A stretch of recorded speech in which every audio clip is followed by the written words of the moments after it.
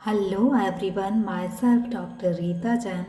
आज हम NCERT 11th भारतीय अर्थव्यवस्था के विकास के अंतर्गत इस बात का अध्ययन करेंगे कि औपनिवेशिक काल में भारतीय संपत्ति का निष्कासन किस प्रकार हुआ। क्वेश्चन में आपसे पूछा गया है कि औपनिवेशिक शासनकाल यानी अंग्रेज जब हमारे यहाँ शासन करते थे तब भारत की जो संपत्ति थी उसका निष्कासन हुआ था। निष्कासन मीन्स जो भारत की संपत्ति थी वह ब्रिटेन हस्तांतरित हुई थी, यहाँ से ब्रिटेन चली गई थी। तो ऐसा क्यों हुआ था? तो सबसे पहले दादा भाई नेहरू ने यह बताया कि हमारे देश की संपत्ति ब्रिटेन जा रही है।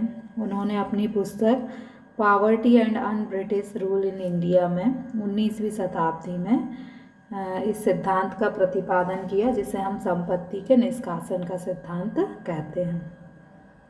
उन्होंने कहा कि भारत में जो भी राजस्व वसूल किया जाता है, भारत में जो भी राजस्व यानी टैक्स आदि के माध्यम से पैसा वसूल किया जाता है उसका 1/4 हिस्सा भारत से कहाँ चला जाता है? ब्रिटेन चला जाता है। अब यह क्यों चला जाता था? जैसे भारत में उन्होंने जो भी वस्तुएं बनती थी उन पर अधिक कर लगाते थे और ब्रिटेन से जो भी माल आता था उस पर कोई कर नहीं लगाते थे। भारत से कच्चा माल सस्ते में ले जाते थे, वहाँ से निर्मित माल महंगा यहाँ बेचते थे। इससे जो भी आय होती थी उसे ब्रिटेन भेज दिया जाता था।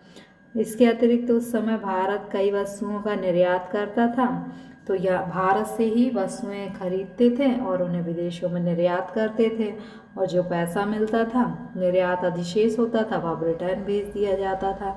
और भी कई तरीके थे जिससे कि भारत का धन जो है ब्रिटेन में जाता था।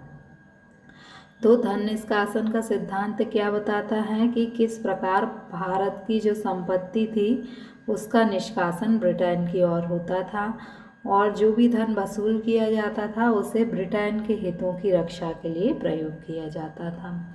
फाइनली आपको याद क्या करना है कि जो धन संपत्ति के निष्कासन का सिद्धांत दादा भाई नेहरू ने दिया, अपनी पुस्तक poverty and un British rule in India में 1900 में दिया।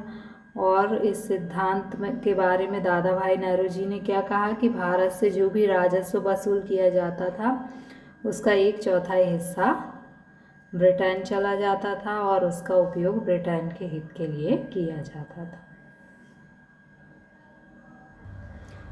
Question number 9, what do you understand by drain of Indian wealth during colonial period? Means जो औपनिवेशिक शासन था, ब्रिटिश शासन था, उस समय ड्रेन ऑफ वेल्थ मतलब भारत की जो वेल्थ थी वह ड्रेन हो रही थी, ब्रिटेन जा रही थी। तो क्यों जा रही थी, कैसे जा रही थी, ये आपको बताना है।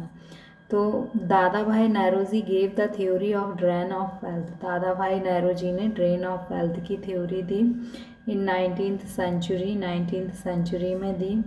इन his book poverty and un British rule in India, अपनी बुक में poverty and un British rule in India में दी।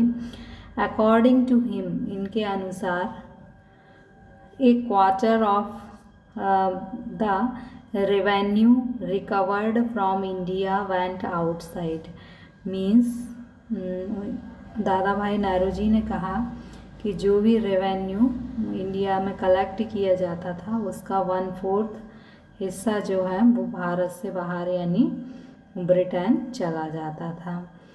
The British rule drained out Indian wealth for the fulfilment of its on interest. और Britishers जो होते थे वे अपने on interest को fulfil करने के लिए इस वेल्थ का यूज़ करते थे।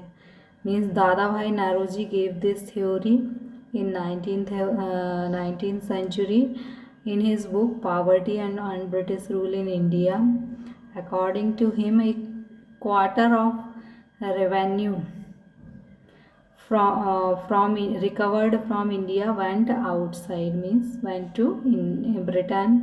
The British ruler drained out Indian wealth for fulfillment of its own interest. Okay, thank you.